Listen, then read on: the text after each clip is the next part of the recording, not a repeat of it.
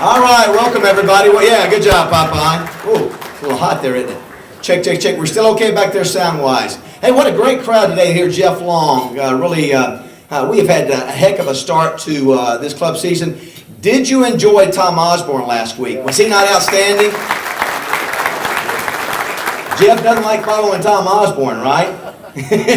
But I know Jeff, Hall of Famer, that's right. But Jeff is ready. Looking forward to having him. But Gary, would you come up and listen a word of prayer first? Did y'all catch David's introduction as he started talking on the microphone? In honor of Jeff Long being here. Check, check, check. Check, check, check. Jeff, you got all my checks this year. I ain't got any more. Oh, those kind of checks. Those kind of checks, yeah. And I was hoping David would have the big screen set up because I had a highlight I wanted to show of my grandson scoring yesterday. But had it all ready to go. Let's pray. Dear Heavenly Father, we thank you so much for the beautiful day you've given us today and the opportunity to gather together and enjoy each other's company and fellowship. Thank you for the food. Use it to strengthen our bodies and just use us today in your service. In your name we pray. Amen. Thank you, Gary. Appreciate that. As I mentioned, excited about hearing Jeff Long today. Don't forget, next week, one of the more anticipated speakers probably we've had in 10 years here. This is the 10th anniversary, and that's Houston Nutt. So I encourage you, you guys have been doing a great job of going to lrtouchdown.com and RSVPing. It's a miracle, Kelly. I don't know how we did this for 9 years, 10 years without having that RSVP system on our Touchdown Club website, but you're doing a great job, everyone. I want to commend you for that. Please do that for Houston next week. I want to remind everybody, too, to continue to join. If you've been coming and hadn't joined, it's $50. We can use the money. Again, it costs money to bring in guests.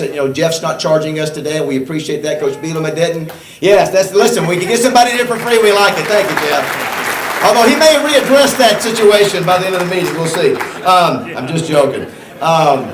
But please, if you haven't joined, join. And then grab a guy, grab a girl, grab a friend, grab whoever, your grandmother, and say, hey, let's join the Touchdown Club. Two ways, not just the $50, but if you want to be a member of the National Football Foundation, which, Jeff, you might mention and say, we're the host chapter of that for the state of Arkansas. So I want us to continue to pay that extra $25. We got a special deal worked out where it's $75 for Touchdown Club membership and the ability to vote for the College Football Hall of Fame each year. So take advantage of that. Or if you want to do the Super Sports membership, throw in the Hall of Fame for $125, all total. So it's a heck of a deal. Just do that. You can either do it at the door when you come in to join, or you can do it at lrtouchdown.com. Do want to recognize our 50-yard line members. If you're a 50-yard line member, those are the folks that pay $250 and get to get their picture made with the speaker and pay more and get reserved seats. If you're here today, will you please stand? And let's give those folks who paid the extra for just the $250 membership. Now, Jeff, I just make sure Sean, everybody, you got the notes? Who they are? I did that for Jeff Long right there. Get ready later on after the meeting. Do want to thank you for doing that. Do want to commend Rex Nelson. Rex does a great job of sending out information as we get it, and he's written up several things. One, it appeared in the national edition of the National Football Foundation about our club, and it showed the meeting where we had Cliff Harris and Roger Staubach and Gene Stallings all standing together with the Little Rock Touchdown Club logo in the background. That went national with the National Football Foundation. So, Rex, thanks for doing that. Also, the Cliff Harris Award was featured in a newsletter that goes out to every NFL player, retired and current. So, we continue to get the word out there, so I do want to recognize Rex for that. Do want to thank our sponsors today, Twin City Limousine, 1037 The Buzz. I think, Steve Johnson, where are you? Steve, back in the back. I know you obviously have a relationship with U of A and IMG, and obviously we appreciate your sponsorship of the Touchdown Club. And Jeff did a great job with Justin Acree today. Did a great job on the air. So thank you, 1037 The Buzz. I know Philip Johnson is here as well. The Little Rock Convention and Visitors Bureau, we're proud to be from Little Rock Touchdown Club. Glad to have them on board again. Andrew Metters, Adams and Lee Insurance. Please take advantage of him. When you have an insurance need, call him, please. Epic Health, and talking with Mike Whitfield. Mike said all the screenings, if you've thought about coming by his clinic, are free. So guys, when you go by there, it's free. And matter of fact, if you're in the military, law enforcement, whatever, Mike will he has the arrangement where you can get the treatment for free. So if you need a boost and you're not feeling where you used to feel, let the guys over at Epic Health take care of you. They're right around the corner behind Chili's. So go by and take advantage of Mike and the guys over at Epic Health. Wendy's, I will encourage you to try the flatbread chicken sandwich. Sumach honey mustard, Rex. I don't know if you've written about that or not, but you should. I do want to thank Wendy's for sponsoring our two awards, the Willie Rofe Award and the Dan Hampton Award. Thank you, Wendy's and Ann Trammell. Wright Lindsay Jennings, Judy Henry is here today. I did want to mention Aaron Brogdon, Seth Jewell, and Patrick Young, all attorneys that are here. We appreciate you being here. If you're on the Twitter, and I know Jeff does the Twitter thing, I want you to put in at WLJ Sports Law and follow them. That's their Twitter account, Jeff. At WLJ Sports Law for Wright Lindsay and Jennings. The trophy is being made right now. I don't think I've had a chance to tell the audience. The trophy is going to be a $4,000 or $5,000 trophy, just like the Broyles Award that goes to the top small college defensive player of the year. And our sculptor guy is doing it now, and the goal is to unveil it for the first time in front of 10,000 people at halftime of the Battle of the Ravine between OBU and Henderson State, where Cliff Harris played his college football. Could you imagine how cool that would be for OBU being able to see that, and give a round of applause for Cliff Harris? I thought so too. We thank Wright Lindsay and Jennings for being the sponsor of the Cliff Harris Award. Crane Automotive, Larry Crane, and Drew Dees, thank you so much for your third year of your sponsorship. And make sure that before you buy a vehicle that you check out Crane and tell them that you're a member of the Touchdown Club. The Democrat Gazette, Wally Hall, and Tabitha Cunningham, thank you for your support for 9 years, or actually 10 years. Every year we've been around. Tabitha and Wally, thank you for your support at for the Touchdown Club. Last but not least, Metropolitan Bank, Lunsford. Nobody's been a better partner the last year than you. It's always been great to see you up here. We missed you last week, but we value your friendship. We value your sponsorship. And nobody's been a better presenting sponsor that I've been around than Metropolitan Bank. So let's give him and Metropolitan Bank a special round of applause, too. We want to thank Wayne, Beth, and Casey here at the Embassy Suites for always working with us. Dwayne Duncan, our photographer, who busted butt every day, every Monday, taking pictures for us. Right now, if you have your phone on, and we're going to ask you to turn it off, I want you to tweet out or send out to where, if you can't be here now, to go to lrtouchdown.com for a live stream of Jeff's speech coming up. So if you've got friends that can't be here, if they go to lrtouchdown.com, Matt Johnson back there filming it, we'll have it live streaming. You can also catch it on the buzz as well if you're driving around in your car. You want to acknowledge Kelly Lassane, our executive director, who does a great job. Our ladies at the front desk are super. Jeff, I'll tell you what, it wouldn't be a bad idea to make a run at some of those ladies for employment. I mean, they have smiles on their faces, they handle money, they're reliable, and they're really a backbone of our club. We appreciate them. I do want to recognize, before we bring Rex up, a special guest we have in the very back. And Jeff, nobody has poked me better than Jeff Long from this microphone for various reasons. And one of them is related to Tusk. And that I'm the father of Tusk, and I have, Tusk DNA. It's been good. I give him credit. He's been on the money. But nobody works harder. I'm telling you, any trainer in America, nobody gets up and does a hands-on treatment and working with an animal that's dangerous like the guy we have in the back today. Keith Stokes, who takes care of Tusk. Where are you at? Please stand. Where's Keith at? Please stand. There he is. Gets up every morning about 5 o'clock. He won't show the public, Jeff, but he's got cuts all up and down his legs where Tusk actually can, get him with those tusks. He does a great job, and we're really glad to have him here today. All right, it's time for a great weekend wrap-up, everybody. Let's welcome Rex Nelson. Thanks, David. And welcome to another meeting of the Little Rock Touchdown Club, or I have a feeling for me personally, it'll be known as Payback is Hell Day. I didn't bring anything, Jeff, and I come up here and Jeff brings his whole administrative staff, and they're bringing bags up here, and they're hiding stuff under the podium, and I don't know what we're in for. But as you know, we like to have fun at the Little Rock Touchdown Club. The one thing that Jeff would not do is we did try to get him to paint his face blue today so it would look like the television hue. That would have looked very familiar. But he wouldn't. That's not my fault. That's not his fault. All right. Well, call ESPN. Tell them to get their act together. All right. Let's go to the college roundup for this week. Headlines: Alabama survives at College Station. Ole Miss gets it done in Austin. I tell you, it was a bad day for the two biggest programs in Texas, which is just fine with me, as I pointed out last week. I can even be a rebel for one day after that, you know it? Wow, those were among the headlines. But of course, let's start with Arkansas 24, Southern Mississippi 3.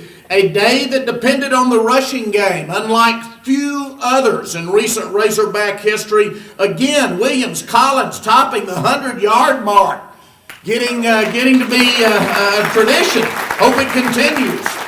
Alex Collins, first freshman SEC history to top the 100-yard mark in each of his first 3 games. The first FBS freshman to do it anywhere since Oklahoma's Adrian Peterson in 2004. Not bad company to be in. Brandon Allen out most of the game, of course, so Arkansas throws just 11 passes for 69 yards, fewest passes thrown by an Arkansas team in the past 6 years. Southern Mississippi lost 15 consecutive games now, 34, 107, and 3 all-time against SEC teams. And let's not just talk about the rushing game, let's talk about the defense. Southern Mississippi just 4 of 15 on third down and ran just 4, count them 4 offensive plays in the fourth quarter of that football game. Very impressive. Now back on Thursday night, if you were watching ESPNU or if you were in Jonesboro, thrilling Sunbelt victory for Arkansas State against Troy, 41-34. Freddie Knighton out of Pulaski Academy right here in Little Rock scores from 13 yards out, 3:56 left. Frankie Jackson comes up then with an interception in the final minutes for the Red Wolves. Troy lost that game, get this, despite 614 yards of offense. The Red Wolves finished with 539. That's 1,153 yards of offense. No defense, in other words. 8th consecutive victory for Arkansas State in conference play. Arkansas State, get this, now 16-1 in the Sun Belt Conference over the past 3 seasons. Very impressive. UCA loses a heartbreaker up at Tennessee Martin, 24-23. The Bears get a 42-yard field goal attempt blocked on the final play of the game. They're now 1-2. They trailed 14-0 at the half of that game, had only 137 yards of offense in the first half. Tried to come back, couldn't do it. UAPB 0-3, 40-39 lost to Alabama State in the SWAC opener in Pine Bluff. UAPB had a 9-point lead with just 9 minutes left in the game. Couldn't hang on. Now, as far as the Arkansas teams in the Great American Conference, a very, very good week. They were 5-1 against out-of-state competition, which makes Arkansas look good. Henderson, we just got to find them an offense. Henderson has scored 157 points in just 8 quarters of football now. Saturday's victim, a team called McKendree from Illinois, 75-14. They've got that quarterback, Kevin Rogers. You would have seen him if you came to our banquet last year. 31 of 45 passing, 380 yards, 5 touchdowns, and just a little more than a half of work. He's now passed, now get this, it's early in his junior season, and he has already passed for 6,117 yards in college. Ouachita wins its opener for a 7th consecutive season, 49-24 at Southern Nazarene. Senior tailback Chris Rycraw, who's out of Bryant, 3 TDs and just a half of work. And then everybody else in Arkansas in that conference, everybody's knocking each other off already. They're all 1-1. Harding 1-1, a 69-0 victory over Northwestern Oklahoma. The Bison scored on every first half possession. They set a school record, 692 yards of offense. That was 454 rushing, 238 passing. Arkansas Tech 1-1 under their new coach after a 28-17 loss to Southwestern Oklahoma. They have a pretty good quarterback, though, Luke Halpin. He was 31 of 49 passing, 296 yards. UAM, the Boll Weevils 1-1, breaking an 11-game losing streak. 42-34 win over Southeastern Oklahoma. I thought I'd hear a standing ovation over here. We got a former Boll Weevil quarterback over here, Sean.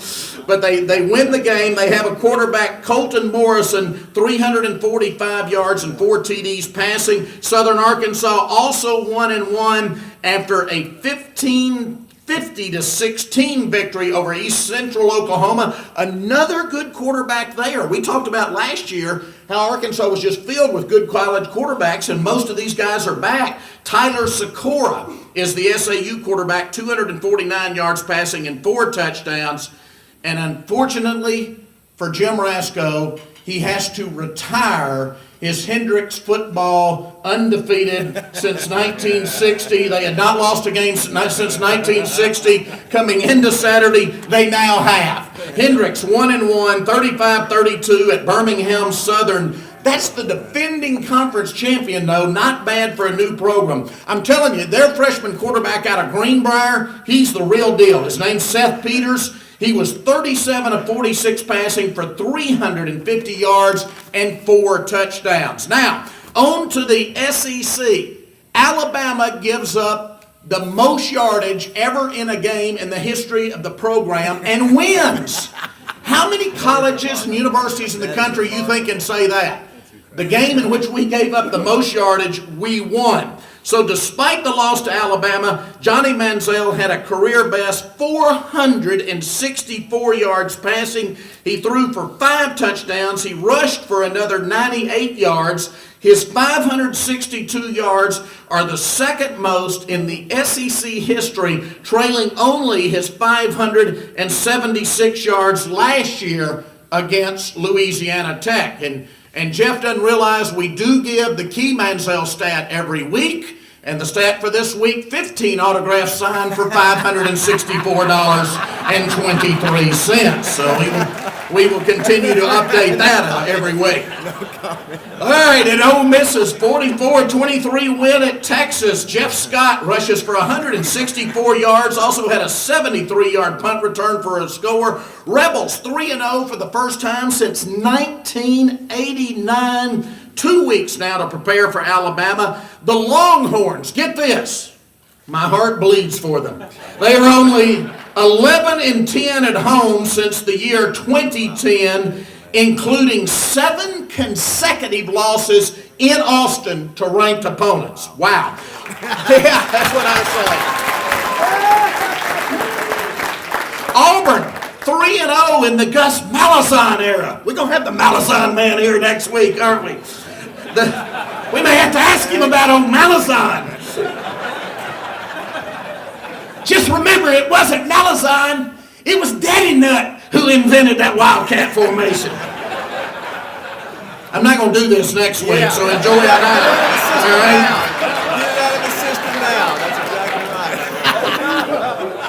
Jeff, you know my motto, I only talk about people behind their backs, not to their face. Where was I before I was so rudely interrupted? Auburn 3-0 in the Gus Malzahn era. Tigers score with 10 seconds left to beat Mississippi State 24-20. State falls to 1-2. Auburn ends a 10-game SEC losing streak. Vanderbilt tried to rally from a 4-touchdown deficit, but wound up losing to South Carolina 35-25. It was the 13th consecutive home win for the Gamecocks. That's tied with Georgia for the second longest home winning streak in the country. South Carolina 2-1 overall, 1-1 in the conference. Vanderbilt 1-2 and 0-2. LSU 3-0 after its 45-13 non-conference win over Kent State. Kentucky 1-2. And that one was actually a little closer than I thought it would be. After a 27-13 loss to Louisville, Louisville goes to 3-0 under Arkansas and Charlie Strong. Tennessee 2-1 after a 59-14 loss to Oregon. Get this, it was the worst loss for a Tennessee team since a 48-0 loss to Mississippi State in, guess which year? 1910. Worst loss for Tennessee since 1910. And get this, among the next 5 opponents for Tennessee, Florida, Georgia, South Carolina, and Alabama. It's going to be a long year in Knoxville.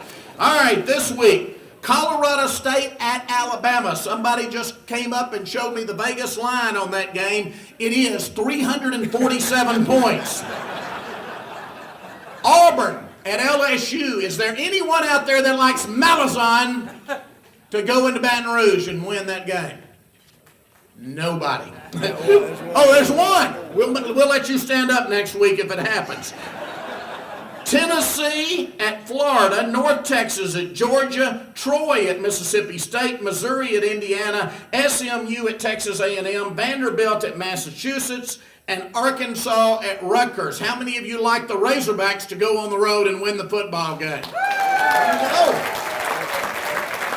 lot of momentum there. Only 3 games in the state this week. Northwestern Oklahoma at UAM, Southwestern Oklahoma at Southern Arkansas, Alcorn State at UAPB. So games, if you want to get out and see one, at Monticello, Magnolia, and Pine Bluff. Now I will sit down, and I'm a little bit worried. The best I can do is bring out the county sheriff. Jeff works for the state, so he's got troopers at his disposal, so I'm afraid I may be handcuffed or something. But thanks, everybody. Get out and see a college football game and support your teams. Thank you. That's right, Rex. Get it out of your system on Houston today. Get it all out today. You know, the funniest thing would be Houston coming up and doing something about him, wouldn't it? That would be the best thing. So, and you know what, Jeff? You know, it's all about your coaches that you hire. They get all the wins. You get to shake their hands afterward. They get all the one-loss records and all that and the accolades. I'm going to tell you right now, Jeff Long has outdrawn Tom Osborne. You have beaten Tom Osborne in attendance today. How about that? Give it up to Jeff Long. Wow, very impressive. What a crowd today. Did want to recognize a couple of my former teammates. Cliff Henry, who's married to Judy Henry, was defensive back when I played, and good to see Cliff here. And Jay Beckett, over here to the left. Jay, one of the best centers to ever play. We played against in the outlaw days of the Southwest Conference. Eric Dickerson and those guys. Great to see you guys here. Both of them turned out to be successful attorneys. I'm up here running my mouth for a living. So guess who came out the best end of that deal? I am going to be. I don't know if I told y'all. I am at every location for the game, Razorback games this year. On Friday during my morning radio show. So you know what that means this week? Green Acres comes to New York City. And so I will be broadcasting from Times Square, Rex. Boy, that will be interesting, won't it? Yeah.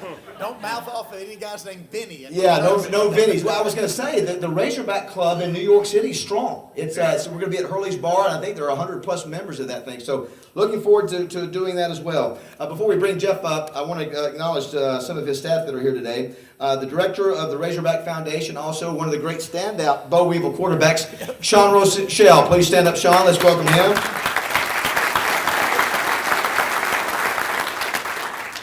The assistant athletic director and in charge of development, also the former AD at Henderson State, who hired maybe the coach who's putting up 82 and 75 points, right? Didn't hire, played for it. Played for him. Kel Gober, everybody. Please welcome Kel. Kel Gober. Retained him. He retained him. That's right. That was smart. And finally, the associate athletic director in charge of public relations, a guy that I've worked with for a long time. I played with his brother. Just a great, great guy to work with. Kevin Trainer. Where is Kevin at? Give him a round of applause. Before Jim comes up and gives you your formal introduction, a couple of comments. Sometimes I actually get criticized for who we schedule to bring to the Touchdown Club. You know, some people, I've actually gotten ugly texts and ugly Facebook posts about bringing Houston Nutt. You're an idiot. What are you thinking? You're an idiot, you moron. And then if I bring in Mitch Mustang, what are you doing, you idiot, you moron? And so, of course, we get that 4 hours on the radio every day, too, Jeff. So I'm going to a thick skin. My point I'm going to make is I book guess what I think to why this club is compelling. Regardless of what side you're on, I want you to enjoy the speaker, even if you disagree.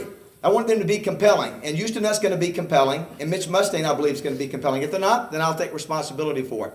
But my point is this. Jeff doesn't have to come down and speak to this Touchdown Club. It's out of respect to this club, he comes down here, and we appreciate it's become a tradition. And so whether it's Jeff Long, Houston Nutt, or Mitch Mustang, I just hope our club that has gained a national reputation among people like Paul Feinbaum, who talks about us on his radio show, and others, that when these guys come down here, if you disagree with them, and they open it up to Q&A, you be respectful in the way that you ask a question, even if you disagree. That's the only thing I ask. We don't welcome rude attitudes here when we bring people in. I don't care who it is, whether it be Jeff, Mitch, or Houston. So I just would ask that if you have something, even if you disagree, you do it in a respectful way, because we appreciate these guys taking time. And like I said, nobody's chewed me out. Thank you. Yes. And I say that with probably apprehension, knowing what may be coming here in just a few minutes when Jeff Long gets to the podium with my backside, because nobody's got me better than Jeff Long. So, Jeff, thank you for being here. We appreciate it. And Jim, come introduce our guest.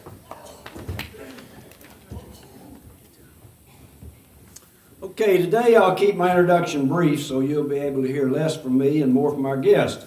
Most of you already know a lot about his background. High school quarterback at Fairmont East High in Kettering, Ohio, then to college at Ohio Wesleyan where he earned his degree in economics and picked up 4 letters in football and 3 in baseball. He started his postgraduate career in athletics as an assistant football coach at Miami of Ohio and was awarded his master's degree there.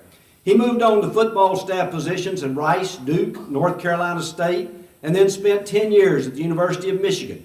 Now let's fast forward through 2 years at Oklahoma, followed by 4 years as the athletic director at the University of Pittsburgh.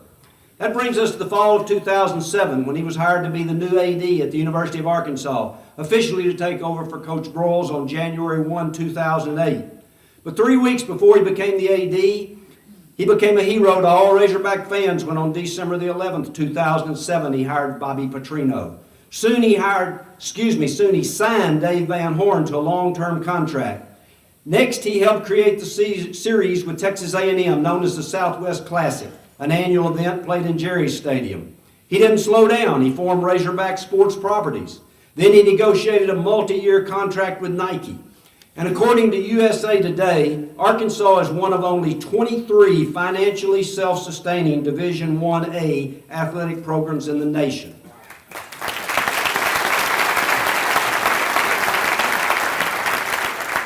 On March 23, 2011, he signed Mike Anderson to a 7-year contract. And certainly all of you know the details of the $320 million Razorback Athletics Facilities Master Plan. In the spring of 2012, the Donald W. Reynolds Foundation and its long-term chairman, Fred W. Smith, made a gift of $1,250,000 to the Razorback program in recognition of our guest speaker's leadership in Razorback athletics. Then on December the 4th, 2012, he hit another Grand Slam home run by hiring Brett Bielema as the 32nd head football coach of the Arkansas Razorbacks. And just as importantly, he made sure that the budget included enough money to entice a top-flight group of assistant coaches to work under Coach Bielema.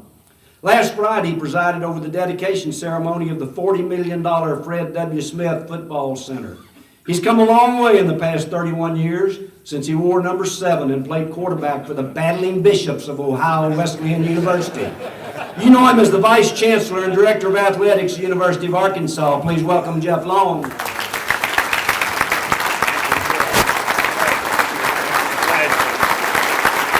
Thank you. Thank you, Jeff. Thank you. Okay, well, you know, I truly do enjoy coming to visit with this club every year. I mean, when you can serve with a man like David Basil and this other guy over here, you know, it's a pleasure. And then, is there a finer gentleman than Lunsford Bridges and certainly his support here? You know, I got a few things I want to clean up before I get to some remarks. First of all, what is going on at this Ethic Health Center over here? Epic Health. Sounds like I got to get me some of that. I want to know what that stuff's all about. And I do know my place, though. You know, he said I outdrew Tom Osborne. Well, I'd hope so in the state of Arkansas. I mean, but I do know you did not move this to the Marriott like somebody else. So I do know my place. I do know my place. And if you, those Twitter followers, I tweeted out about you, David. I put at David Basil, which is your Twitter handle. I'm behind. I put that out there, and I noticed that you were not following me. No. It's Jeff Long UA. Okay. Okay? Got it. I expect you to get on there. Good, I'll do it.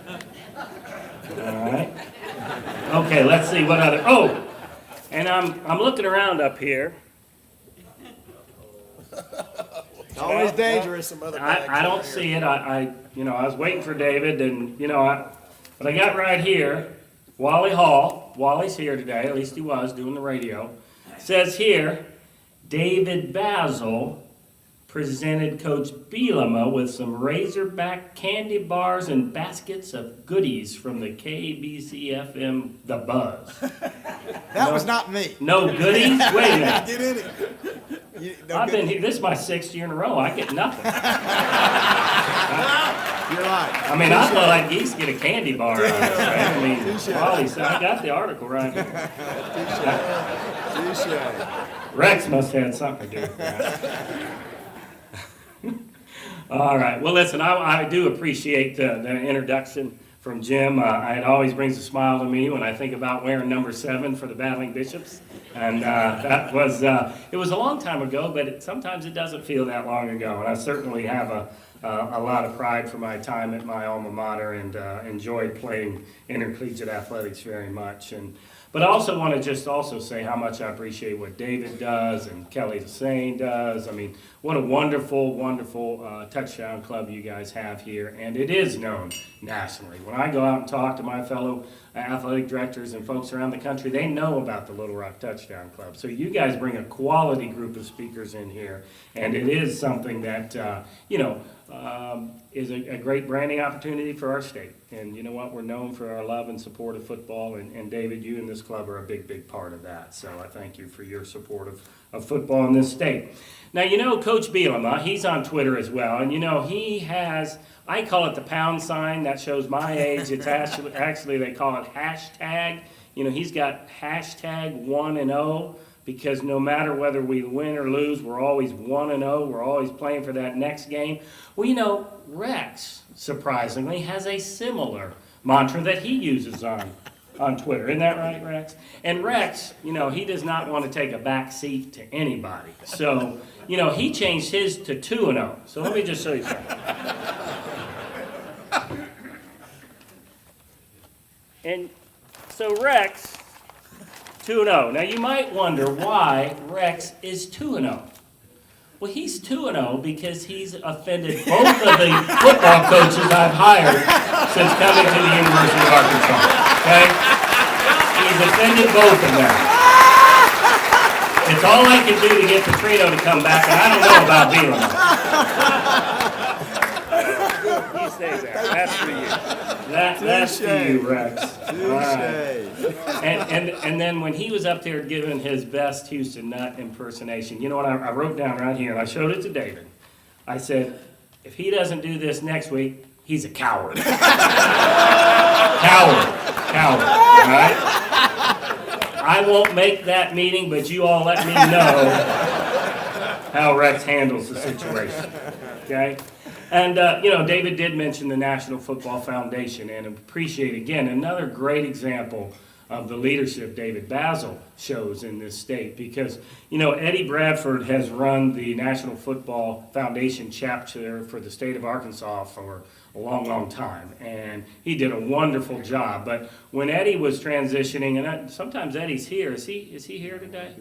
Okay, I know I've seen him here in past events. But Eddie, when he decided he was going to step down and retire from that position he's held for so long, you know, people talk to me about, well, what are we going to do? We need this National Football Foundation chapter. It helps us nominate former athletes to go into the Hall of Fame. It helps us, you know, vote for them to get into the Hall of Fame. So we need a strong chapter in this state. So, you know, it was easy to turn to David Basil because of his leadership. And he stepped forward, and you heard him talk about the combination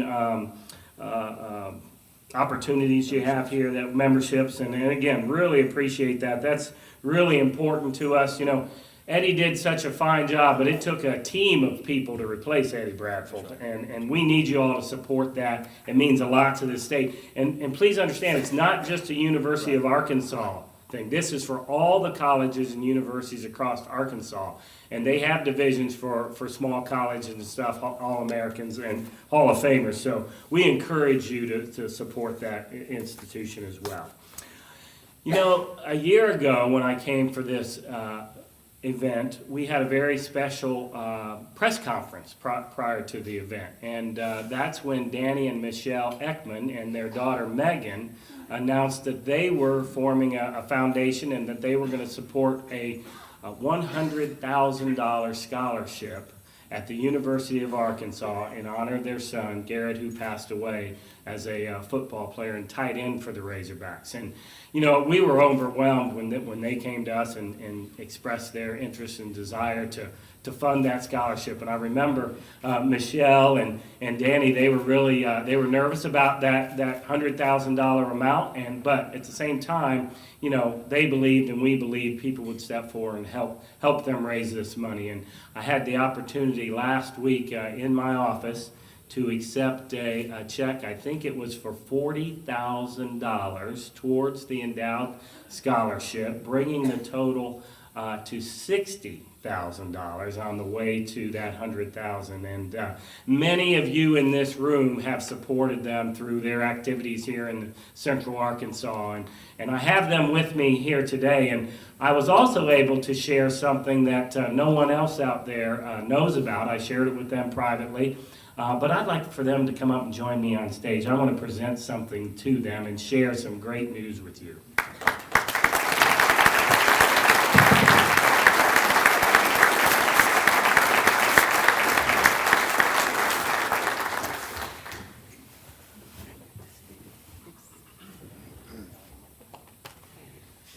Well, I want to share with them, and I shared it last week, but I want to announce publicly that last week we had a Central Arkansas donor to the Fred W. Smith Center that wanted to remain anonymous. And they made their gift, and it was a $500,000 gift that they made to that facility.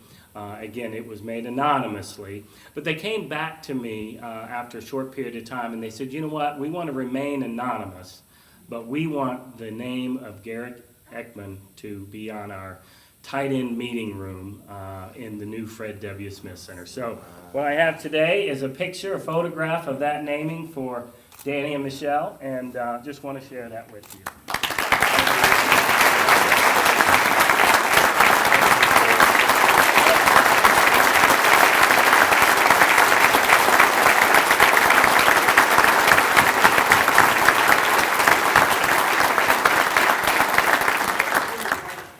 Thank you all for allowing me to take that moment to share. And David, thank you. And, you know, they're very, very special people, the Ekmans. And Megan, their daughter, couldn't be here today, but they have become a very, very special part of our family, and we appreciate them so very, very much.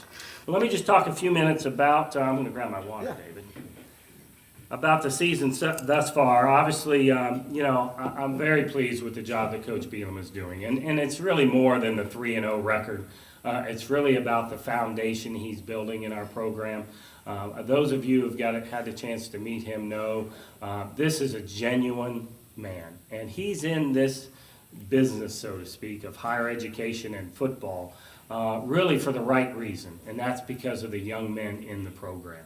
And I think if you talk to any of those 120 student athletes on our program, they may not always agree with Coach Bielema on a decision about who plays and who doesn't, whatever, but they all respect him, and they know that he cares about them far more than just what they can do on the football field. And trust me, that is what we want to do in our program at the University of Arkansas. I believe I've got a group of the finest coaches in America at the Division I level.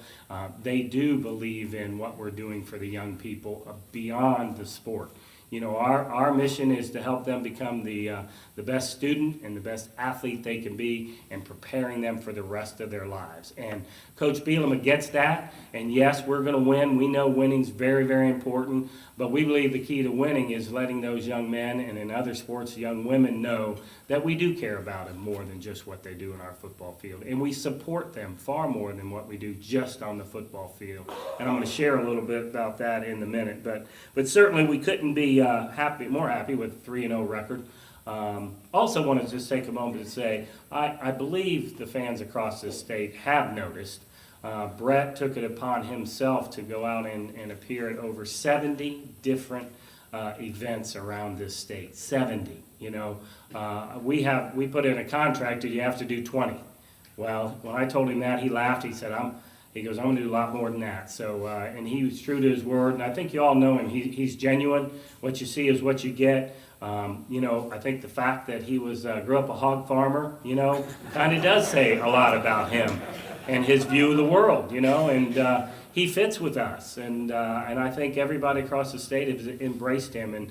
And I'll just tell you, I hope, you know, I don't want to gush too much because I know we're going to lose the game and all that kind of stuff. But I will tell you, it is a pleasure to go to work with that man every day. And so I'm proud to have him leading the Razorbacks. And, you know, we are traveling up to Rutgers this week, and we were talking a little bit on the radio.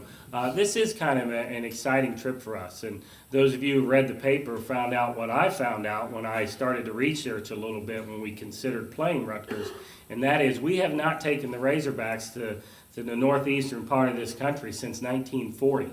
And to put that in perspective, that's 18 years before Frank Broyles became the coach. So that's been a long time since we've taken our program there. And we are a national program, so we're getting all kinds of recognition for taking the game there. And I think it is great for our program.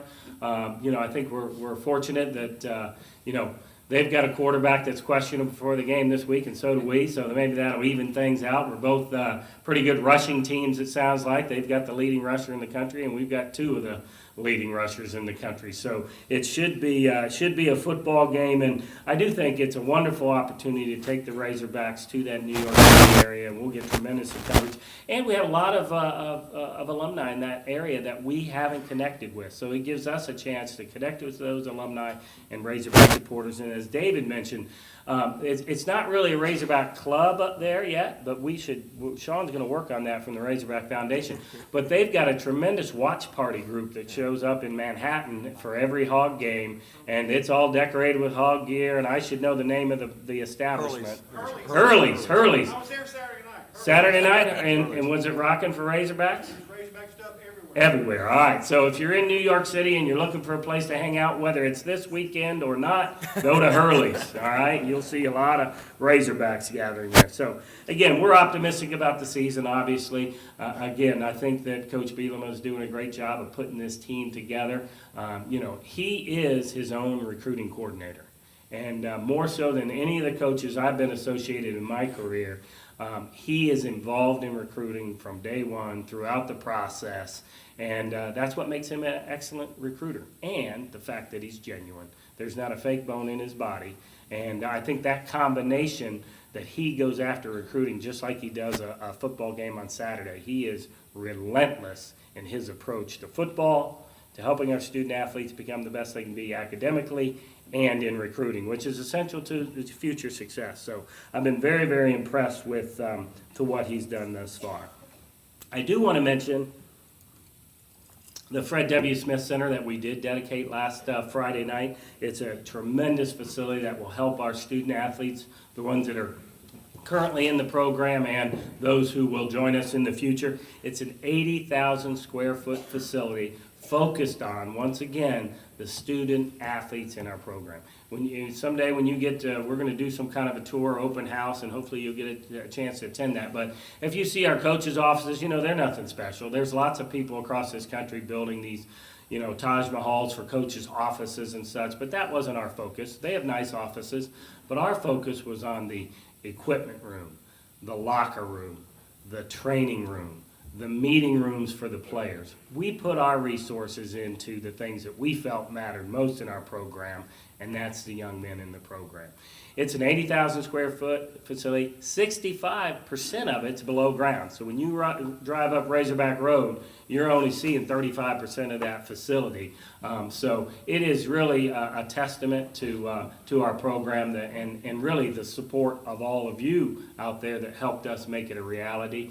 I will tell you, you know, you can find programs that have built new facilities, and to be honest with you, some of them borderline are disgusting to me. They do waterfalls and they do fireplaces and things like that. I guess that's all well and fine, but that's not what we're about. That's not what I think the University of Arkansas is about, or even the state of Arkansas about. So we're proud that we did spend the resources. You all helped us raise those funds, but we put it into the program in a way that will benefit the young men and young men in our program, most importantly. And certainly we owe it to Fred Smith and Donald W. Reynolds Foundation for making that $10 million challenge grant.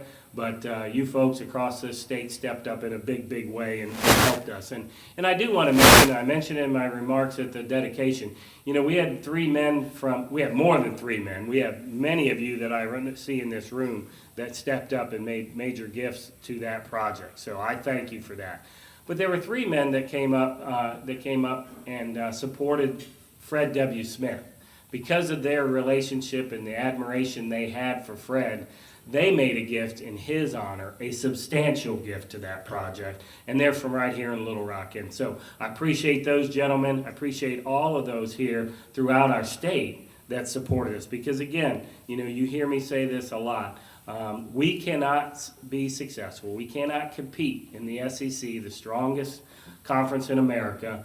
You know, coming from one of the smallest states in population, that means we don't produce a boatload of Division I prospects. So, and we don't have the biggest budgets of some of the schools we compete against. But I told you 5 years ago when I came to this club, we'll never be number 1 in funds, with fundraising and revenue spent on our program.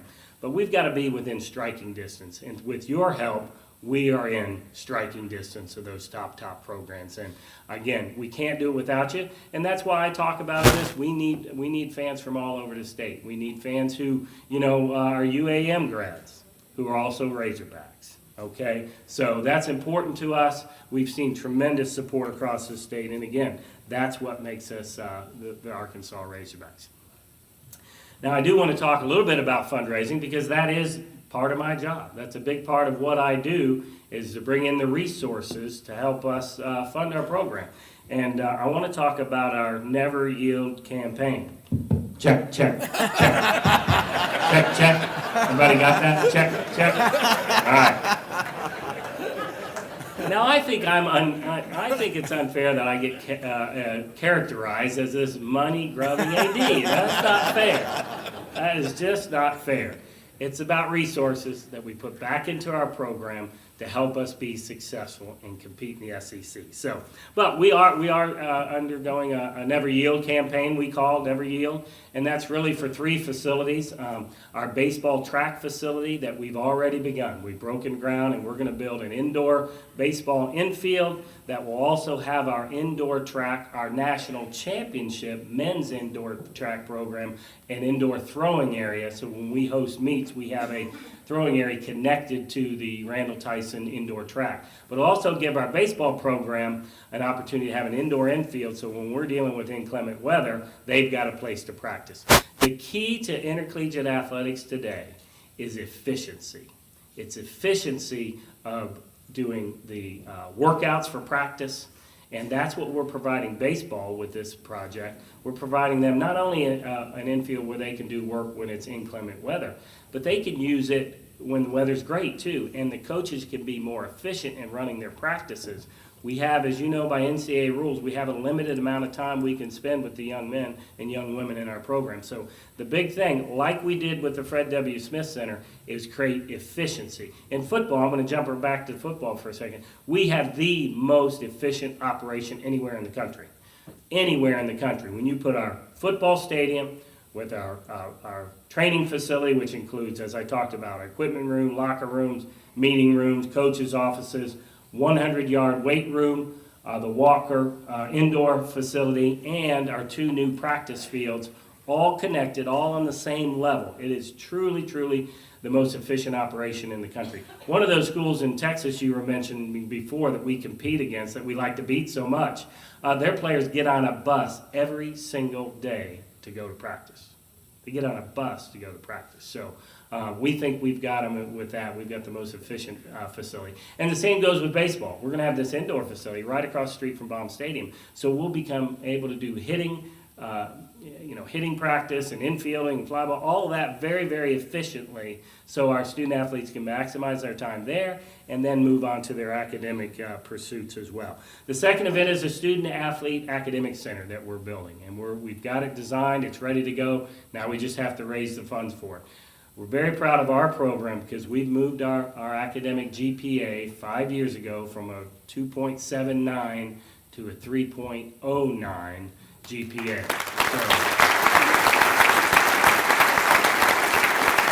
Thank you. We are very, very proud of that. And the truth is, though, we're in substandard operating area now. We are, the facility in the Bogle Academic Center built in the football stadium in its time was wonderful. We've outgrown it. Back in the day, we only focused on those student athletes, and you've heard them say it before, to get them eligible. We no longer focus on getting them eligible. We focus on graduation. And yes, we have some young people at the lower end that we have to help. Absolutely. But now we're not just helping those people at 2.0. We're helping kids who are 2.2s, 2.5, 2.7, 3.2s, 3.8s. We challenge them to be their personal best, just like we do in athletics. We want you to give be your personal best time in track or performance on football field, whatever it is. We challenge them to do the same thing academically. And that's how we're moving our GPA, and that's how we're going to move our graduation rate. So we're not going to sit back and see a young man who could be doing 3.0 work, let him slide in at a 2.4.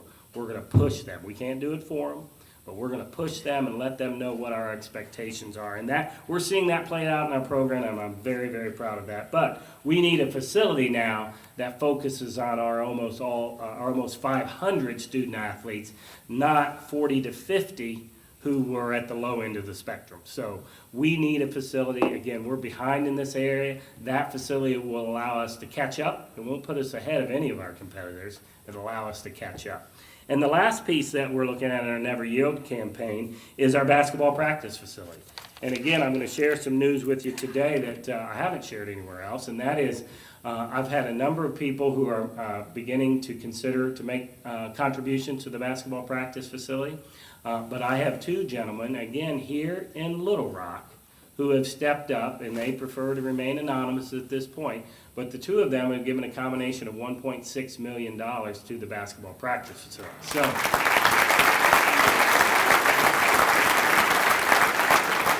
So again, I'm proud of now we got a long way to go, okay? So it's about a $23 million facility, okay? And the basketball practice facility, again, will allow us to become more efficient. Because right now, everybody says, well, this is all about recruiting. Well, recruiting's important, and yes, recruiting is a piece of this. But the driving force for this is because we have one basketball court. Men and women have to practice on one court. They can't practice at the same time. So one has to go before or after the other. Okay, that creates an academic problem for us. And our women's program has typically gone from 12 to 3 and the men from 3 to 6. Well, we've had women's basketball players who had to delay graduation because they have a course that's offered only at that time, 3 to 6. And so that's one reality that we have. That's a driving force. Second thing is, again, it's one court in Bud Walton Arena. There are a million other uses we could get out of Bud Walton Arena that will help our university community by hosting lectures or events or robotics tournaments. You can't believe all the things that we get requests for that facility. And it's a wonderful facility, but we cannot give it up for our basketball programs anytime basically from October through March to April. So we need it for those reasons. And then third is the recruiting aspect. Young men and women want a place where they can go 24/7 to improve their game. That's what they want to do. We want to help them do that. We don't have that with one court in Bud Walton Arena. We will be the last school in the SEC to get a basketball practice facility. Okay? We don't like to be last in anything, but we are last. So this facility will not allow us to get ahead. It'll allow us to catch up. Catch up with programs that have had these facilities for 10, 12, 15 years. Okay? So it is going to happen. We're going to make it happen, and we're going to make it happen with support of Razorbacks throughout this state. So, those are the three facilities that we're focused on for our Never Yield campaign, and I'm excited to keep pushing forward. I got a great team in the Razorback Foundation with Sean Rochelle and his staff, and then Cale Gober joining me. Cale's an Arkansan who he's filling the shoes of two guys. This Chris Wyrick fella that went up to the university, and John Irk, who just went to lead the Walton Business School. So I hired one guy to replace two, so that shows you how good he is. Okay? That shows you how good he is. Okay, before I open up the questions, I'm going to address the Rex in the room. I mean the elephant in the room.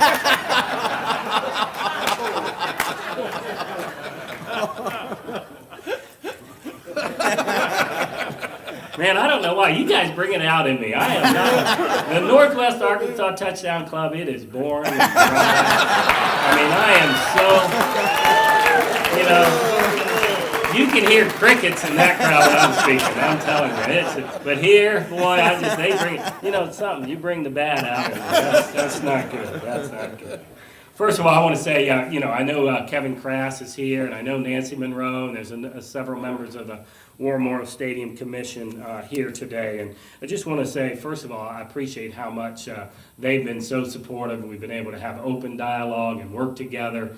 You know, we've done a number of things, and I'll tell you, again, to Kevin Crass's credit, to David and the Buzz, you know, you all came out in great force to help us sell tickets for the game in Little Rock against Sanford. That was very, very much appreciated, and I want you to know that that means a lot to us. And so, you know, we're going to have dialogue with the War Memorial Stadium Commission. They're going to be part of it, and we're, you know, we'll do that when the time is right. And you know, I'll just be honest with you, with games to be played in 13, 14, 15, and 16. You know, I think we're far too early to start discussing in any great detail what's going to happen at the end of this contract. You know, we'll do that in the right time, and really, I don't anticipate really having substantive conversations about that until the summer of 2015, when we have 2 years left on the contract. I think that makes more sense to me. Now, certainly, new information can come to light, and we sit down and that timeline can be adjusted. But there's a number of things we still have to learn going forward that will help us make that decision. One of those is whether the SEC adds a 9th football game. If we add a 9th football game, that will certainly impact our decision as we look at things going forward and how it impacts our program. There are also, you know, whether there's new members that come into our conference that could change scheduling altogether, again, which is still a possibility out there. Nothing that I know of. I don't misunderstand. I'm not saying that there's something ready to happen, but that's certainly something that is a potential. And then, you know, we're going to continue to work on those recruiting restrictions we have when we come to Little Rock and see if we can do something. And then the last piece that I think is going to be important to us is the SEC network. The SEC network comes online in August of 2014. That is going to be a big addition to our program, to the SEC in general, but not only that, but to our university. It'll provide us a platform where we can reach all 4 corners of the United States with our image, with our brand, with who we are, what our institution's all about, and what Razorback Athletics is all about. So those are some of the things that will impact that decision going forward. And in the meantime, I know there'll be lots of speculation, there'll be lots of comments, there'll be lots of opinions, and you know what? That's great. That's fine. I'd be more concerned if we didn't have people talking, because that means they don't care. So, you know, I will never be upset with people talking about the issues. That shows me that people care about the Razorbacks. And again, we need people throughout this entire state, no matter where you went to school, supporting the Razorbacks. So that's really what I have to say about that. I will share just a little bit more about the SEC network. It does come on in 2014. I think it's important, again, a lot of people are speculating on the amount of revenue that will generate for the institution. You know, we don't know what that's going to be yet. You know, and the first signs of those revenues won't be until the end of the 2014-15 fiscal year. So we don't know what those numbers are going to look like. We can speculate, we can compare to the Big Ten and such, and maybe get an idea. But we have very few cable networks and satellites take on the SEC network yet. But we have until August of 14 to get all these providers on board. And I think we will be successful. There's no question. But the other thing to keep in mind is we're not getting 1 penny more than every other school in the SEC. So we're not gaining ground on anybody. We're just going to have a little more like everybody else in the conference. So we're still going to be fighting, scrapping, working hard, raising funds, trying to build our program so we can compete. How are we doing on time? Good. We okay? 10 minutes, yeah. Okay. All right. And then finally, I'll just throw a little bit about the 2014 schedule. Obviously, it's a change. It's a change that you will see going forward largely because of the SEC network. You know, we will open with a conference game. We'll open at Auburn. You all know that we're not accustomed to opening with a conference game, but that's going to change. I think you'll see us having a game the first, second, or third week of the season every year. And that'll be a conference game, because as you can understand it, as they try to build the SEC network, the ESPN wants at least one quality game, if not more, every single week of the season.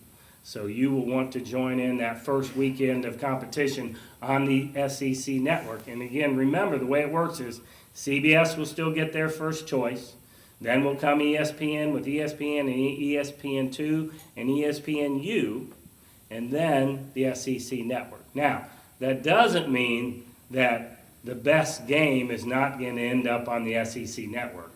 If you're a television network person who's got to sell this channel, I would think you're probably going to put some pretty big games on that SEC network, so all the fans across the SEC will clamor that their cable company and their satellite provider get the SEC network, okay, because they don't want to miss that game. So, you know what, again, that's going to be a great change. We're already, I love Coach Bielema, because he already has an attitude. Well, he'll take on almost anybody anywhere. So, you know, he's not afraid about playing an SEC game to open, and you know what, I love that. Love working with the man. Okay, I'm going to pause there while we still have some time to take some questions, and I'll be happy to do so. Right here, young sir. The young man that fell out on sideline, you have his status? Yes, they asked me about that on radio, and you know, I don't comment too much on young people's status, but I leave that to the coaches and the athletic training staff, medical staff. There's not a serious issue there, so you know, that young man will recover and come back. I don't know the timing on it, I really don't. So, and before I take another question, I do want to recognize my good friend Chris Peterson out here, AD at UALR. Good to see you, Chris. Thank you for being. Chris does a wonderful job here in Little Rock with UALR, so it's always good to see you. Yes, sir, over there. There was a reference made earlier today about our self-sufficient program, and USA Today about 2 months ago, it listed all the schools that were and suggested we had like a $1.6 or $1.7 million state subsidy. It's my understanding we've never taken a state subsidy. Were they wrong, or have we changed policies, or what was the deal? Now, you know what, the question is about, he saw a report, we're one of the, as we mentioned earlier, we're one of the 22, 23, it's probably less than that now, because that data was based on, I think, 2 or 3 years ago, but we still are self-sustaining. But the question was, in this USA Today article, it showed us receiving a $1-point-something million subsidy from the university. Again, that's an accounting issue. What that is we get, if a student on our campus has a certain GPA and a certain test score, and you live in a state contiguous to Arkansas, you get in-state tuition. So we have some student athletes who are getting in-state tuition, even though they're out of state. By that accounting, the US Today shows that as a subsidy to the University of Arkansas. The reason we're self-sustaining is we give far more than that 1.2 or 3, whatever it was, back to the university in revenues that we send back to the campus. That more than cancels that out. So it's a great question, but yes, we are still one of the very few and getting smaller self-sustaining schools in the country. And we're very, very proud of that. And I hope all of you are proud of that, because it goes back to the season ticket buyers, single game ticket buyers, Razorback Foundation members, capital contribution folks. That's what allows us to have a very strong athletic program. Other questions? Yes, sir, green shirt. Okay, with the recent scandal going on at Oklahoma State University, I want to know your own personal opinion. Sometimes you really have to set an example, which SMU got 30 years ago. What do you think should happen to Oklahoma State as far as the punishment? And Les Miles is claiming right now he's innocent. If it comes out he confesses he knew everything, should he be punished even though he's now at Well, there's so much speculation in that there's not an answer to that question. There isn't, you know. I mean, seriously, I don't know that any of those allegations are true. So, that's, for me to comment on that would not be wise. And again, I don't think any of us know what's true and what's not in that case. We have already seen that some of the things have been disputed already and are pretty clear that they didn't happen. So once that starts happening, it's hard to know what's true and what isn't true. If there is something there, it'll take them a while to sort through what's real and what's not. And, we believe we all try very hard. I would say the majority of institutions across this country try very, very hard to play by the rules. Whether we agree with those rules or not, the rules are the rules. And until we change them, there's an expectation that you play by them. And I believe that. I believe that's important to intercollegiate athletics. And you know what? The NCAA is us. It's me. It's you, it's UALR, it's all of us. So we run that organization. It's up to us to change it if we feel things need to be changed. But, I would say the vast majority of schools try to do the right thing. There are always times when things can happen outside of our knowledge. And you know what? I don't think universities should be judged so much on what happens before they knew about it. But when they know about something, I think you can hold them accountable and responsible for how they react and how they handle the situation once the information is known. And I think really, as an athletic director with over, almost 500 student athletes and coaches and such, and many, many thousands of supporters, there could be something happening right now that I don't know about. But again, I hope I'm not judged for something I don't know about. I hope I'm judged that once I've found out about it and once my staff is aware of it, that we act appropriately. Is that it? No more questions. Thank you very much. Go Hogs, never yield. Jeff Long, everybody. Great job, Jeff. Thank you for being here. Houston Nut next week. Bring a friend. RSVP. We'll see you next Monday.